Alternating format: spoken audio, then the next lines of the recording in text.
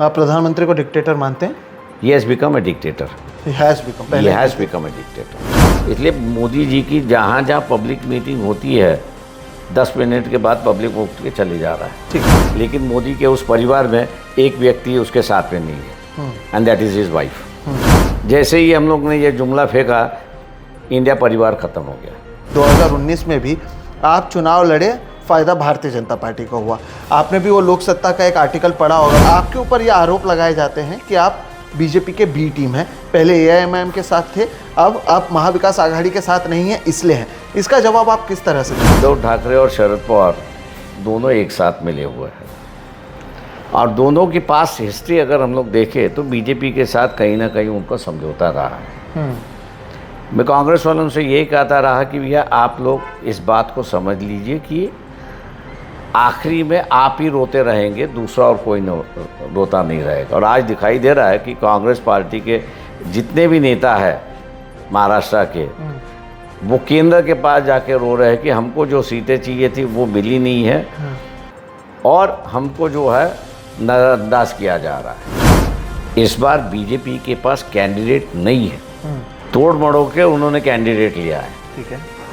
शिवसेना और उनका ब्रेकअप होना, इसका मतलब ये है कि बीजेपी आधी हो गई है। आप ये मत समझिए कि बीजेपी आज 2019 की बीजेपी बाकी है। 4 जून के रिजल्ट के बाद आपको पता चलेगा कि बीजेपी कुड क्रॉस्ड 170 सीट्स। नमस्कार दोस्तों, और आप सभी का एक नए वीडियो में बहुत बहुत स्वागत है। मेरा नाम है सोहित मिश्रा, और जैसे कि आप देख सकते हैं आज के जो हमारे खास मेहमान हैं वो है प्रकाश अम्बेडकर साहब। सर बहुत बहुत शुक्रिया, आप हमारे चैनल के साथ जुड़े हैं। महाराष्ट्र चुनाव की अगर बात करें तो पिछले कुछ महीनों से चर्चा में आप ही रहे हैं। वंचित बहुजन आघाड़ी महाविकास आघाड़ी के साथ जाएंगे या नहीं जाएंगे, चर्चा में आ रहे हैं या नहीं आ रहे हैं। अगर मराठी मीडिया की बात करें तो लगातार हमने देखा है कि प्रकाश अम्बेडकर एक चर्चा का विषय रहे हैं। अब जब चुनाव आ चुका है, ये देखा जा रहा है कि महाविकास आघाड़ी और प्रकाश अम्बेडकर साथ में नहीं आए हैं, आप अब खुद भी चुनाव लड़ रहे हैं। क्या वजह रही है कि ऐसे समय में जब आप भी कह रहे हैं कि आप भारतीय जनता पार्टी के खिलाफ हैं, महाविकास आघाड़ी भी कह रही है कि वो भारतीय जनता पार्टी के खिलाफ हैं, तो आप लोग साथ में नहीं आए और अब अलग अलग चुनाव लड़ रहे हैं? देखिए, मैं किसी पर आरोप नहीं करना चाहता हूँ, लेकिन पास्ट इतिहास को मेरे ख्याल से हम लोग ने भूलना नहीं चाहिए। जिस तरह से कांग्रेस को स्क्वीजिंग किया गया है महाविकास आघाड़ी में, उससे ये दिखाई देता है कि उद्धव ठाकरे और शरद पवार दोनों एक साथ मिले हुए हैं, और दोनों के पास हिस्ट्री अगर हम लोग देखें तो बीजेपी के साथ कहीं ना कहीं उनका समझौता रहा है। मैं कांग्रेस वालों से यही कहता रहा कि भैया आप लोग इस बात को समझ लीजिए कि आखिरी में आप ही रोते रहेंगे, दूसरा और कोई रोता नहीं रहेगा। और आज दिखाई दे रहा है कि कांग्रेस पार्टी के जितने भी नेता हैं महाराष्ट्र के, वो केंद्र के पास जाके रो रहे हैं कि हमको जो सीटें चाहिए थी वो मिली नहीं है, और हमको जो है नज़रअंदाज किया जा रहा है। तो ये मेरे ख्याल से पूरी तरह से हम लोग को दिखाई दे रहा था। और वंचित बहुजन आघाड़ी और शिवसेना के, उद्धव ठाकरे शिवसेना के बाद जो बीच फ्रूटिफिकेशन हो रही थी, और सुभाष देसाई के माध्यम से वो फ्रूटिफिकेशन हो रही थी, अचानक सुभाष देसाई को निकाल के संजय राउत आ गया है, तो वहाँ मुझे दिखाई दिया कि टोटल स्टांस बदल चुका है। ठीक है। क्योंकि सुभाष देसाई जो है वो इस अलायंस को लेके एमबीए से बात करना चाहते हैं, कांग्रेस और एनसीपी को बात करना चाह रहे थे, लेकिन संजय राउत आने के बाद जो स्टांस बदला है वो उनके साथ में रह के हमसे बात करना चाह रहे थे। तो ये मैंने कहा, तो ये जिस दिन हम लोग को पता चला, जानकारी हुई, तो हम लोगों ने कहा कि अपना यहाँ पर रहना मुश्किल है, इसलिए अपने को अलग से ही रास्ता अपनाना होगा। देखते कितने दिन तक एकोमोडेट हो सकता है, नहीं हो सकता है, और इसलिए कांग्रेस को स्क्वीज़ करने का मेरे ख्याल से एक रास्ता उन दोनों ने बनाया था, और इसलिए वंचित को जो है हम दो के जगह दे नहीं सकते, ऐसी परिस्थिति है। ये बातचीत वहाँ पे चली। तो ये मेरे ख्याल से उद्धव ठाकरे जी का एक तरफ से मैं मानूंगा कि फेलियर है कि वो अपने आप को बचा नहीं पाए। ठीक सर, लेकिन अगर ये देखें तो जो एक परसेप्शन बना था मीडिया में वो ये था, ये बार बार कहा जा रहा था कि महाविकास आघाड़ी 48 में से 4 सीटें आपको देना चाहती हैं, आप 4 से ज़्यादा से 4 से 2 पे आज मैं कहूँगा कि आज की परिस्थिति में है भंडारा गोंदिया, गढ़चिरौली, चंद्रपुर, रामटेक, जो फर्स्ट फेज के चुनाव 19 को होने जा रहे हैं जी। आप सभी जन कह रहे हैं कि वहाँ का सीधा कॉन्टेस्ट जो है वो वंचित और भारतीय जनता पार्टी में है। कांग्रेस कहीं वहाँ पे दिखाई नहीं देती है। ये हम लोग पहले से ही जानते थे, लेकिन मैं जैसे कहा कि जब तक सुभाष देसाई थी तब तक ये बातचीत सही रास्ते पे चली। जिस दिन से सुभाष देसाई को निकाल के संजय राउत आ गया, शिवसेना से डिरेलमेंट की बात शुरुआत हुई और अब क्लियर पिक्चर आ रहा है कि दोनों ने मिलके कांग्रेस को पूरा डुबा दिया है, ऐसी परिस्थिति है। और इसलिए कांग्रेस के कार्यकर्ता जो है वो अब अपने नेताओं के सामने रो रहे हैं, ऐसी परिस्थिति है सर। लेकिन क्योंकि बात ये थी जो आप भी कह रहे थे और वहाँ पे भी कही जा रही थी, वो ये थी कि जो मेन विलन अगर कहें कि जो प्रतिद्वंदी है वो भारतीय जनता पार्टी था, जिससे आप भी लड़ना चाहते हैं, जिससे वो भी लड़ना चाहते हैं, तो क्या कोई कॉम्प्रोमाइज़ नहीं हो सकता था कि आप भी साथ में आए, वो साथ में आए? सवाल मैंने ऐसा आपसे कहा कि भैया कौन लड़ना चाह रहा है? वो नहीं लड़ना चाह रहे। शिवसेना और एनसीपी दोनों अगर लड़ना चाहते थे तो शायद हम लोग के साथ वो बैठते। अच्छा। लेकिन कहीं ना कहीं तो भी दोनों को लड़ना नहीं था। स्पेस जो है वो इस्तेमाल करते हुए वो अपनी रोटी सेकना चाहते थे। अब इलेक्शन की रोटी सेकते तो मैं समझता कि यस एक सही राजनीति है, लेकिन इलेक्शन की रोटी के माध्यम से वो और दूसरी रोटी सेकना चाह रहे थे। जैसे कि मैं अभी नहीं बात करूंगा उसकी, मैं 26 के बाद इन इशू को लेकर मैं खुल के बात करूंगा। लेकिन और फिर उस वक्त जो है कौन सही है कौन गलत है लोग अपने आप डिसाइड करेंगे उसको। लेकिन जिन 2 पार्टियों की आप बात कर रहे हैं, शिवसेना उद्धव ठाकरे की और शरद पवार की एनसीपी, यही 2 पार्टियों को तो तोड़कर बीजेपी सत्ता में आई है, लेकिन आप फिर भी कह रहे हैं सवाल ऐसा है कि सवाल ऐसा है 2014 में बिना मांगा सपोर्ट दिया था शरद पवार ने। आप जब ज़रूरत थी तब नहीं दे रहे थे तो तोड़ दिए पार्टी। लेकिन फिर क्यों वो साथ? सवाल ऐसा है, आज अजीत पवार की अगर बात हम लोग सुने तो अजीत पवार कह रहा है कि शरद पवार भी उसमें शामिल थे कि जिसमें चर्चा चल रही थी, तो उन्होंने भी ग्रीन सिग्नल बताया था। तो ये जहाँ पर बातें चलती रहती है, पोल खोल की बात वहाँ पर होती रहती है, तो हम लोग को सीधा सीधा दिखाई दे रहा था। इस बार मैं कहूँ कि बीजेपी को इंटरेस्ट अजीत पवार में था,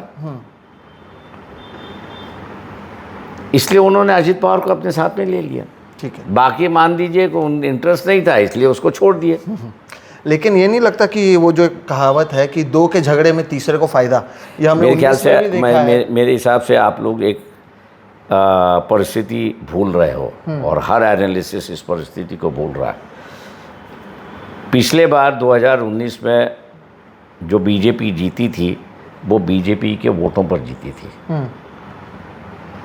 और इसलिए उनके पास कैंडिडेट आए।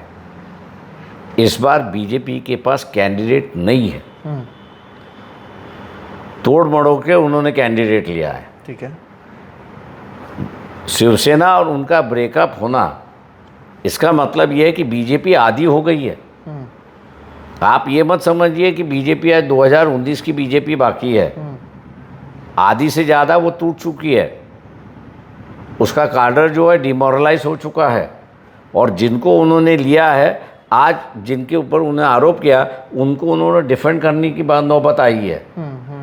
तो आधे से ज़्यादा कार्डर जो है कि जैसे मैं परसों जो है भंडारा की मीटिंग में था और भंडारा की मीटिंग में हमने कहा कि भैया संघ जो है ये आरएसएस के जो संघ परिवार है ये बीजेपी का बैकबोन है। जहाँ तक हम लोग की जानकारी है 2 बार जो है वो मोहन भागवत ने संदेशा भेजा कि मोदी जी को कि अपनी एक मीटिंग होनी चाहिए। मीटिंग हो नहीं गई, मटेरियलाइज नहीं हुई। तो अब जो है वो मोदी खुद ही आरएसएस को साइडलाइन कर रहा है और उनकी मीटिंग नहीं हो रही है। तो ये मैं मानता हूँ कि संघ का जो परिवार है वो आस्ते आस्ते जो है उम्मीदवारों के साथ में नहीं रहेगा। उसका जवाब उसको देना है, तो वो जवाब नहीं दे पा रहे हैं। या जैसे संघ कह रहा है कि भैया हमको ये हिंदू राष्ट्र बनाना है, लेकिन राज्यसभा में जो तीन महीने पहले जो जवाब दिया कि 17 लाख फैमिलीज, अगर मैं ये गवर्नमेंट के फिगर्स है, लेकिन जो commission for immigrants south Africa में बैठा हुआ है, जिसको मैंने पहले बार उसको उजागर कहा था, उनके माध्यम से उनकी फिगर है 24 लाख फैमिलीज़ जहाँ से छोड़ चुके हैं, यहाँ से जिन्होंने नागरिकता छोड़ दी हाँ, और विदेश चले गए हाँ। फ्रॉम 2014 से आज तक। ठीक है, मतलब ये बीजेपी के काल में, हिंदुओं के काल में, और ये सभी हिंदू है। ठीक। तो अब इसका जवाब देना मेरे ख्याल से बीजेपी के कार्डर को भारी जा रहा है। उसके पास कोई जवाब नहीं है। एक तरफ आप कह रहे हो कि हम लोग हिंदू राष्ट्र कर रहे हैं, और दूसरी तरफ यहीं का हिंदू जो है वो देश छोड़ के जा रहा है, जो पहले कभी हुआ नहीं था, फर्स्ट टाइम हो रहा है, और वो भी इनके राज में हो रहा है। 2014 से शुरुआत हो चुका है। ठीक है। तो ये मेरे ख्याल से जो इश्यूज़ है जो बदले हुए हैं, और इसलिए इन सवालों का जवाब नहीं आ रहा है। इसलिए मोदी जी की जहाँ जहाँ पब्लिक मीटिंग होती है 10 मिनट के बाद पब्लिक उठ के चले जा रहा है। ठीक, आपने आरएसएस का जिक्र किया सर, और हम इस चैनल पर लगातार आरएसएस पर बात करते रहते हैं।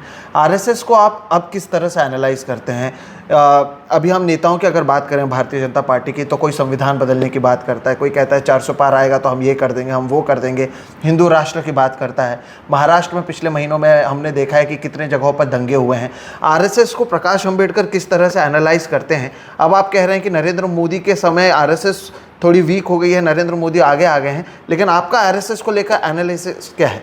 देखिए, उनका जो बेस है इट्स अ ब्राह्मण बेस, और टोटल ब्राह्मण बेस नहीं, because I divide Brahmins into socialist Brahmin, Gandhian Brahmin, Marxist Brahmin, humanist Brahmin and Vedic Brahmin. अच्छा, ये जो वैदिक ब्राह्मण है ये आरएसएस का वो यानी संघी ब्राह्मण है। संघी ब्राह्मण है। हाँ। अब उनके जो शाखा हैं वो मेरे ख्याल से पहले जैसी थी, आज की स्थिति वैसी नहीं है। तो रिक्रूटमेंट जो है वो धीरे धीरे कम होते जा रहा है। सेकंड जो है, बढ़ाने अपना दायरा बनाने के लिए उन्होंने जो है वो नॉन वैदिक ब्राह्मण्स इनको एंट्री देना शुरुआत हुआ। अब उनके सामने सबसे बड़ी समस्या जो है वो ये है कि प्योरिटी ऑफ रेस वो जो कहते हैं, इसको मेंटेन करना उनके लिए सबसे बड़ी दिक्कत हो चुकी है ऑर्गेनाइजेशनली। अब वो उसको कैसे संभालेंगे वो है। दूसरा जो है, आपने हिंदुओं के नाम में ओबीसीज को लेना शुरुआत किया, क्षत्रियों को लेना शुरुआत किया, वो अपनी अपनी बात संघ में रखेंगे। आइदर संघ रिफॉर्म्स इटसेल्फ या पेरिशेस इटसेल्फ, इस स्थिति में आ चुका है। और इसलिए जब हम लोग कह रहे हैं कि भैया सिम्बॉलिकली ये है, प्रीस्टहुड जो है, जो आज कास्ट बेस्ड है, we abolish caste based priesthood and we open एक हिंदू थियोलॉजिकल स्कूल कहिए, कॉलेज कहिए, उससे, और उससे जो आएगा ही विल बी पुजारी, और उसी को अधिकार होगा पूरी हिंदू समाज के अंदर पूजा अर्चा करने का। ठीक ठीक। They have become totally dead on it, कुछ कहना नहीं चाह रहे। ठीक। तो ये जो है मेरे ख्याल से इनका जो प्योरिटी का जो सिलसिला था, हाँ। वो मेरे ख्याल से क्वेश्चनेबल अब हो गया है। हाँ। और इसलिए जो है वो मैंने जैसे कहा कि मोदी आज पहले कोई भी संघ के संचालक थे उसको चैलेंज नहीं कर पाते थे। बात है। पहली बार दिखाई दे रहा है कि मोदी आज संघ चालक को चैलेंज कर रहा और कहेगा मैं नहीं आ रहा हूँ, तुमको जो करना है वो तो करो। ये अच्छी बात है या बुरी बात है? एक तरफ से मैं कहूँगा अच्छी बात है, हाँ। क्योंकि मोनोलिथिक ऑर्गेनाइजेशन को जो है वो ज़बरन बदलने की कोशिश हो रही है। दूसरी तरफ एक है कि एक ऑर्गेनाइजेशन जिसका अपना एक कैरेक्टर है हाँ। और जिसके माध्यम से मोदी ऊपर आए, सोशली और एथिकली अगर कहूँ हाँ। तो गलत मैसेज जा रहा है। ठीक है, ठीक है। कि आप जैसे ऑर्गेनाइजेशन के माध्यम से ऊपर चढ़ रहे हो, उसी ऑर्गेनाइजेशन को ख़त्म कर रहे हो। इसका मतलब ये है कि हिटलर भी जो है डेमोक्रेटिकली इलेक्टेड आ गया, उससे पार्लियामेंट वहाँ की ख़त्म की और डिक्टेटरशिप यहाँ पे शुरुआत की।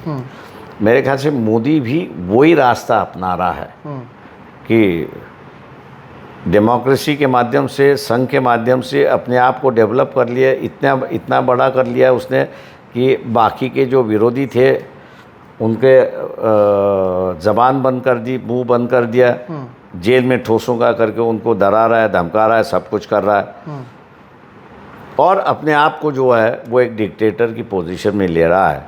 मैं ऐसे परिस्थिति में जो संघी है उनसे कहूँगा कि अपने आप को बचाने के लिए इसका पहला खात्मा कर दीजिए, तो ही आप बचोगे, नहीं तो आप नहीं बचोगे। आप प्रधानमंत्री को डिक्टेटर मानते हैं? He has become a dictator. He has become, He has become a dictator. ठीक। अब क्योंकि सर आपने आरएसएस का जिक्र किया और कहा कि उनकी आइडियोलॉजी धीरे धीरे कमज़ोर हो रही है, मेरा इस पर एक दूसरा मत है, क्योंकि आपने ब्राह्मणिज्म का भी जिक्र किया। नरेंद्र मोदी जब वेज वर्सेस नॉन वेज की बात करते हैं, या हम जो प्योर वेज का एक नरेशन देखते हैं, ये भी तो एक तरीके से ब्राह्मणिज्म है। या फिर जब नया पार्लियामेंट बनता है तो वहाँ पर सेंगोल ले जाना, या फिर जब हम देखते हैं संसद भवन या राम मंदिर का उद्घाटन होता है, प्रधानमंत्री आते हैं लेकिन जो राष्ट्रपति हैं वो वहाँ पर नज़र नहीं आती हैं। ये एक तरीके से अगर देखा जाए, आपको नहीं लगता ये एक आरएसएस का ही विचारधारा है या आरएसएस का ही नज़रिया है जिसे आगे लेकर जाया जा रहा है? देखिए, मैं महात्मा गांधी का उदाहरण दूंगा। महात्मा गांधी वॉज बेसिकली वैश्य, ठीक है। तो इसका मतलब है कि क्षत्रिय और ब्राह्मण, हाँ। इन दोनों को जब तक वो कैप्चर नहीं करता तब तक उसकी लीडरशिप इस्टेब्लिश नहीं होती। उसकी लीडरशिप इस्टेब्लिश करने के लिए महात्मा गांधी ने वर्णाश्रम धर्म, इसकी चर्चा शुरुआत की, रिलीजियस बात की, वर्णाश्रम की बात की, और वर्णाश्रम धर्म के माध्यम से अपनी पॉलिटिकल लीडरशिप जो है उसको शुरुआत की और आम जनता में जाके उससे पूरा शूद्रों का सपोर्ट अपने पीछे खड़े कर दिया। ठीक है। और वो शूद्रों का सपोर्ट पीछे खड़े करने के बाद ही चैलेंज दी ब्राह्मणिकल हेजेमनी, और जब तक थे तब तक उन्होंने चैलेंज करके रखा। बीजेपी, अब जो आरएसएस का मैं देख रहा हूँ, री इस्टेब्लिशिंग ब्राह्मणिकल हेजेमनी जो है वो मासेस के थ्रू नहीं आ रही है।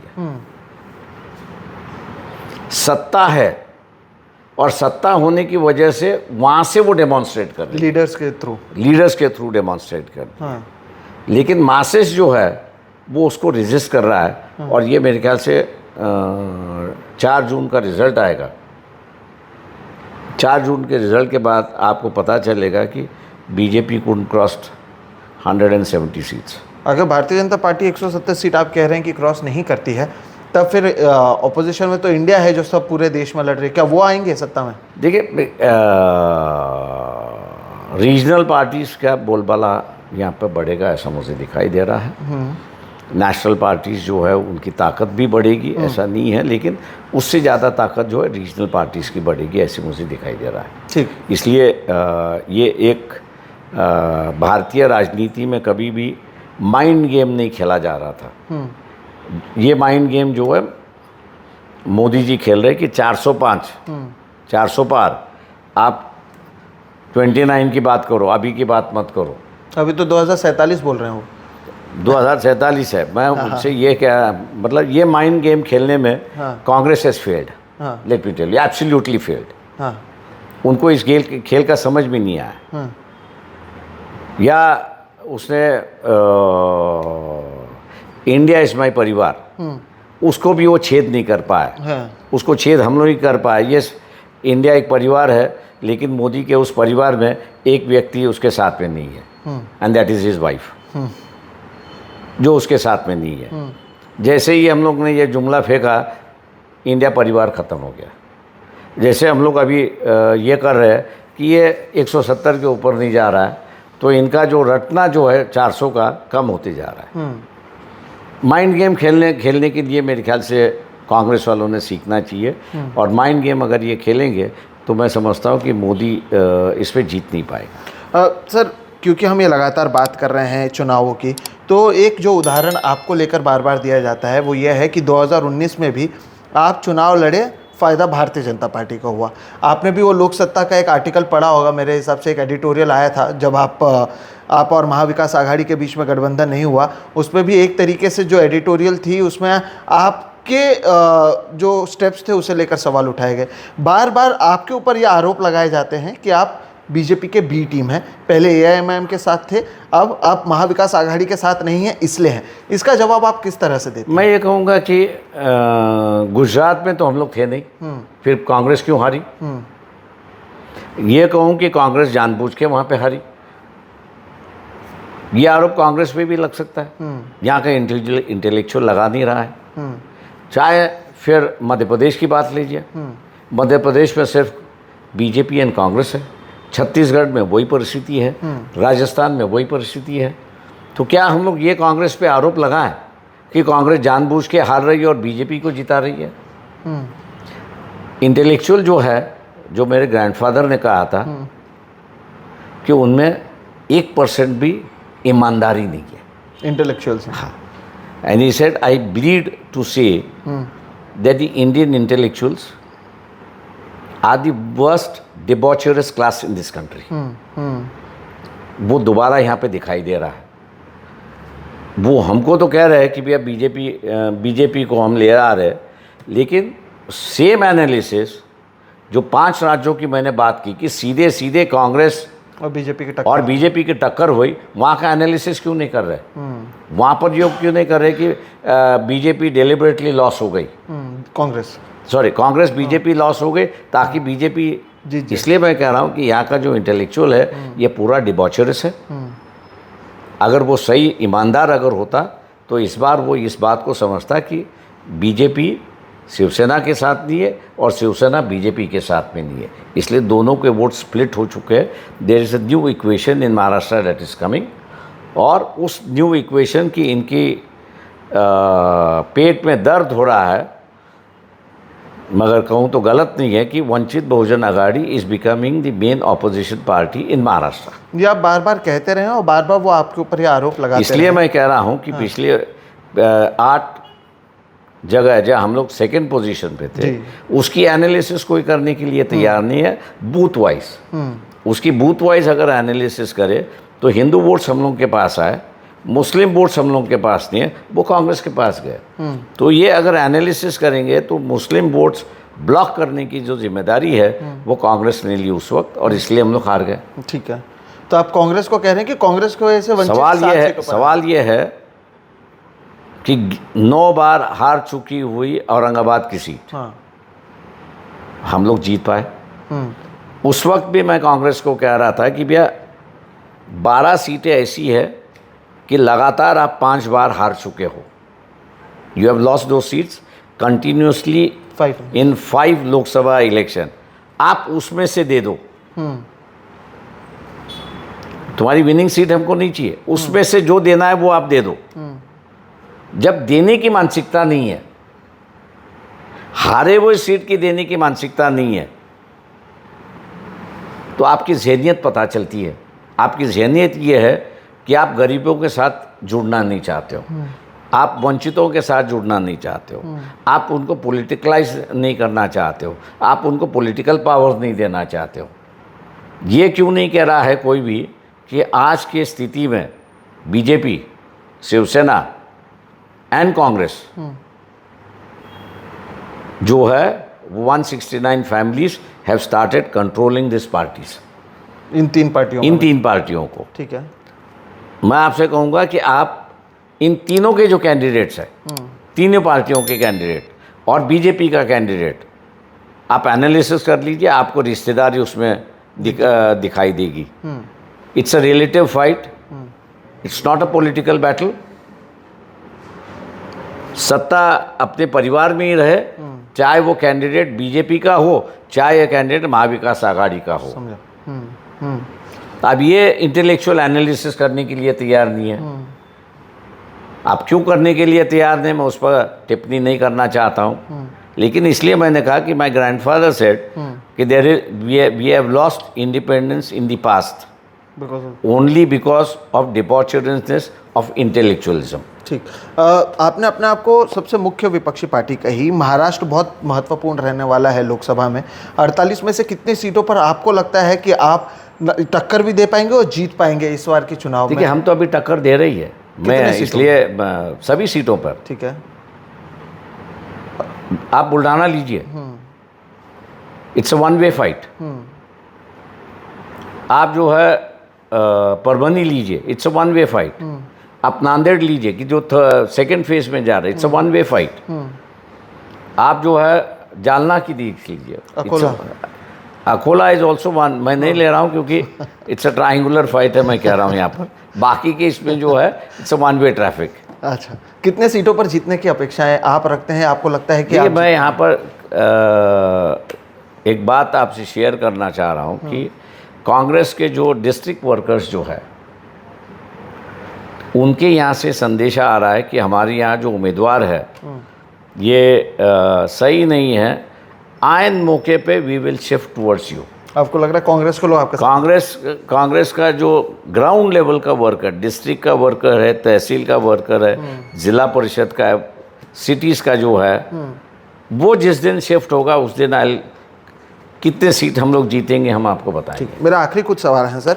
एक सवाल ये है कि 2024 का चुनाव आप कितना महत्वपूर्ण देखते हैं? क्योंकि आपने भी कहा कि नरेंद्र मोदी एक तरीके से डिक्टेटर बन रहे हैं। हम वहाँ पर देखते हैं अरविंद केजरीवाल को जेल में डाला गया, हेमंत सोरेन को जेल में डाला गया, के कविता को जेल में डाला गया, ईडी सीबीआई ईडी का इस्तेमाल होता है।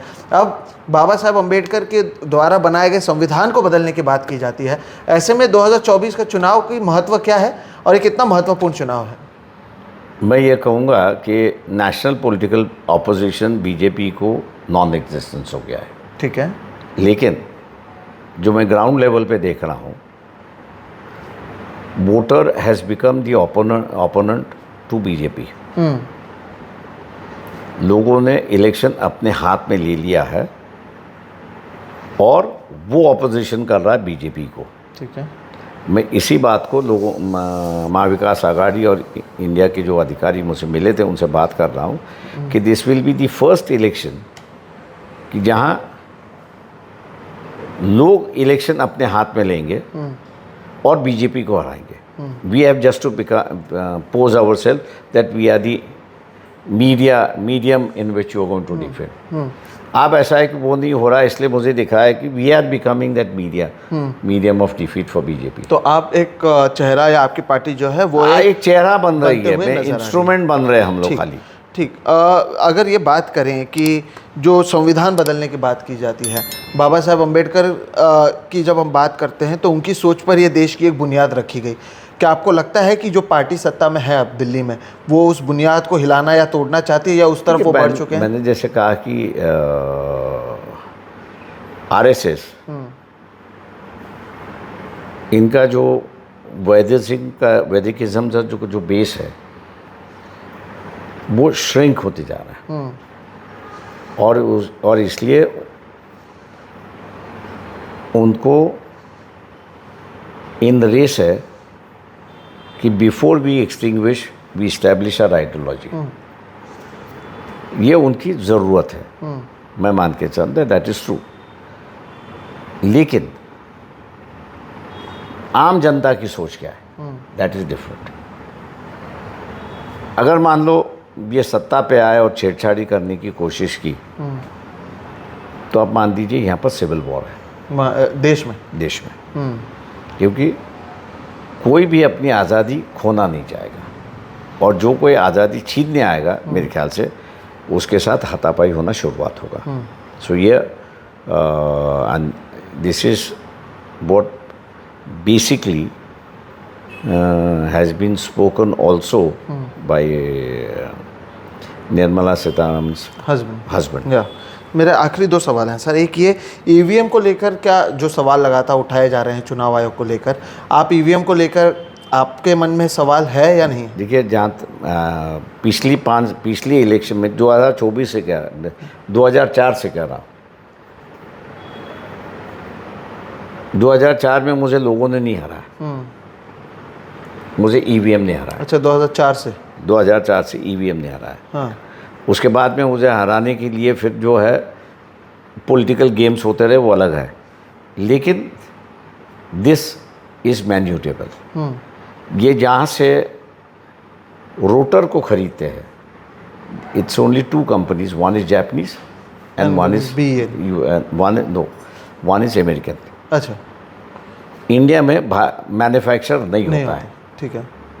दोनों कंपनीज के वेबसाइट पे आप जाओगे, they say our chips are rewritable. Correct. If the chip is rewritable, you only need to have the code way you rewrite them. Correct. So once you have the code आ गया तो rewritable हो गया, तो इसका मतलब hackable हो गया। हैकेबल हुआ तो आपने अपनी तरफ से ले लिया। लेकिन इस बार जो हम लोग ने जो थ्रेट दिया है BHEL के और इलेक्ट्रॉनिक कॉरपोरेशन ऑफ इंडिया के अधिकारियों को, if there is a difference between polled and counted votes, तुमको हम छोड़ेंगे नहीं, क्योंकि you are the handlers of the machine. RO नहीं है, रिटर्निंग ऑफिसर नहीं है। One of the IAS officers who was the returning officer and who deposed before the court, High Court, he said that I am a duffer as far as this EVM is concerned. Correct. And he said all ROs are differ as far as this EVM is concerned. There are representatives from these 2 companies who handle it and we do not know what. That is on record. Correct, yeah. तो सवाल इसलिए मैंने ही वो सब बातें जो है court के सामने ले आई है। लेकिन फिर जब चुनाव भी उसके ऊपर होंगे सर। सवाल ऐसा है कि अभी जो, इसलिए मैं कह रहा हूँ कि मैंने हर जगह जितने भी है उतने कहा कि आप ये जो BHEL के जो अधिकारी है, ESL के जो अधिकारी है, इनसे कहिए कि डिफरेंस आया तो तुमको हम छोड़ेंगे नहीं।